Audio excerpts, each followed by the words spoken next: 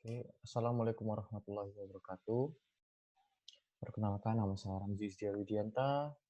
Saya dari UII, Prodi Teknik Sipil, dengan NIM 205-11003. Jadi di sini saya akan mempresentasikan tentang pribadi bertakwa dan integritas iman, Islam, dan ihsan. Pribadi bertakwa.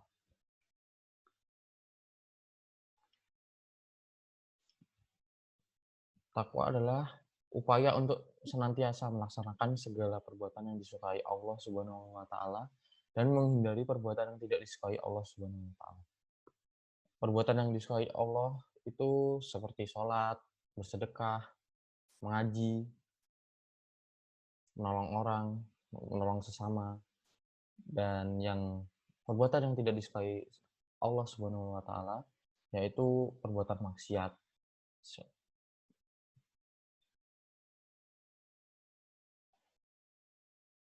Ciri-ciri orang bertakwa yaitu satu, dermawan. Dermawan itu orang yang suka memberi.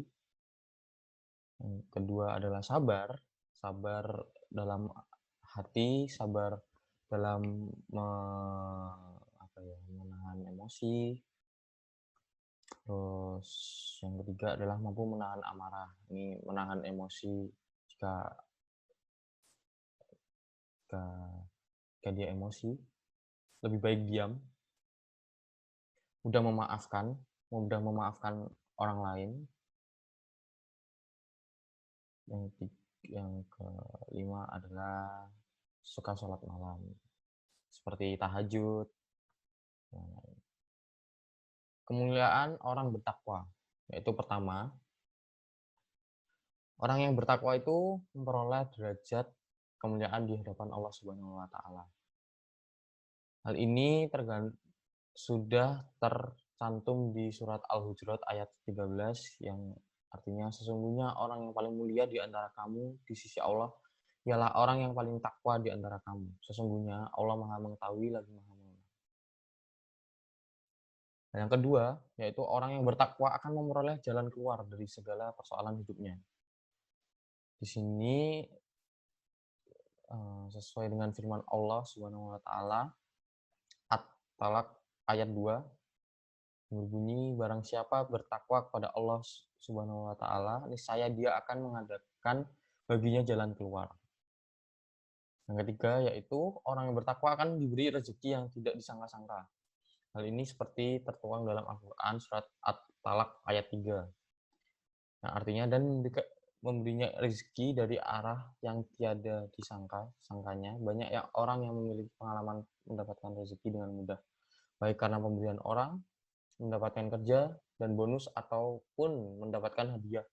Rezeki yang tidak disangka ini terkadang sangat membantu di saat seseorang kepepet dan tidak tahu lagi harus bagaimana untuk mendapatkan dan mencarinya. Itu. Lanjut. Takwa dan kesolehan pribadi. Jadi takwa dan kesalehan pribadi ini bisa disebut dengan pribadi diri sendiri dengan Allah Subhanahu wa taala. Jadi urusan pribadi dengan Allah Subhanahu wa taala. Seperti misalnya nih contohnya ada sholat, puasa, zakat, haji, zikir, dan seterusnya. Jadi langsung berhadapan dengan Allah Subhanahu wa taala. Dan bagaimana dengan takwa dan kesalehan sosial? Jadi kesalehan sosial itu perilaku orang-orang diri kita sendiri kepada kepedulian kita sendiri kepada orang lain. Di mana contohnya yaitu kita berempati, kita saling menolong, kita saling membantu satu sama lain, yang bersifat tuh sosial. Gitu. Tentunya dengan ajaran Islam. Terus integrasi iman, Islam, dan ihsan. Iman artinya percaya.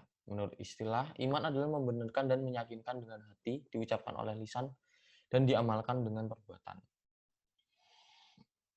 Allah Subhanahu wa taala pernah berfirman di surat Al-Anfal ayat 2 sampai 4. Yang artinya sesungguhnya orang-orang yang beriman itu adalah mereka yang jika disebut nama Allah gemetarlah hati mereka, dan apabila dibacakan kepada mereka ayat-ayatnya bertambahlah iman mereka karenanya, dan kepada Tuhanlah mereka bertawakal, yaitu orang-orang yang mendirikan sholat dan menafkahkan sebagian dari rezeki kami berikan kepada mereka. Itulah orang-orang yang beriman dengan sebesar-besarnya.